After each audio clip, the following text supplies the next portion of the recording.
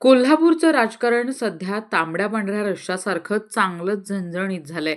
महायुतीतली धुसफूस अजून शांत होत नाही, तोवर महाविकास आघाडीतही संघर्षाचा धूर निघू लागलाय.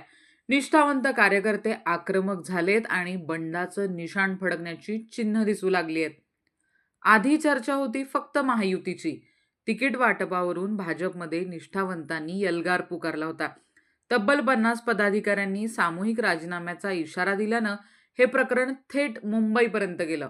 पण आता हीच आग महाविकास आघाडीच्या तंबूतही पोचलेली आहे. काँग्रेस आणि उद्धव सेनेनं एकत्रित मूठ तर बांधली, पण जागा वाटपाच्या पेचानं कार्यकर्त्यांची मात्र झोप उडवली आहे. प्राथमिक फॉर्म्युल्यानुसार उद्धव सेनेला 12 जागा देण्याचं ठरलंय. 7 जागांवर एकमत झालंय खरं, पण उरलेल्या 5 जागांवर मोठा राडा होण्याची शक्यता आहे. ज्या जागा उद्धव सेनेला सोडल्या जाणार आहेत, तिथे काँग्रेसच्या उमेदवारांनी वर्षभरापासून मशागत केली आहे.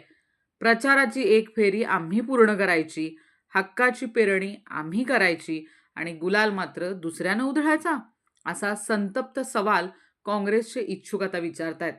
प्रभाग क्रमांक 5 मध्ये तर थेट सुनील मोदी यांनी फिल्डिंग लावली आहे, पण तिथेही काँग्रेसचे इच्छुक अस्वस्थ आहेतच.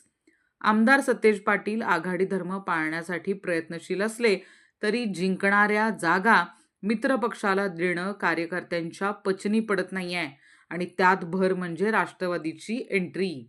शहराध्यक्ष आर के पवार आपल्या पुतण्यासाठी एका जागेवर अडून बसलेत, पण काँग्रेस ती जागा सोडायला तयार नाही. या एका जागेवरून राष्ट्रवादीने एकला चलोरेचा नारा देत आघाडीला पहिला तडा दिलाय.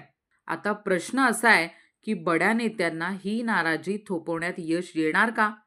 की कोल्हापुरात मवियाची वज्रमूठ निवडणुकीआधीच विखुरणार? कार्यकर्त्यांचं हे नाराजी नाट्य बंडाचं रूप घेणार? कोल्हापूरच्या या राजकीय कुस्तीत शेवटचा डाव कोण जिंकणार? याकडं आता संपूर्ण महाराष्ट्राचं लक्ष लागलंय आणि अशाच राजकारणाच्या घडामोडी पाहण्यासाठी पाहत रहा फक्त डिजिटल कोल्हापूर.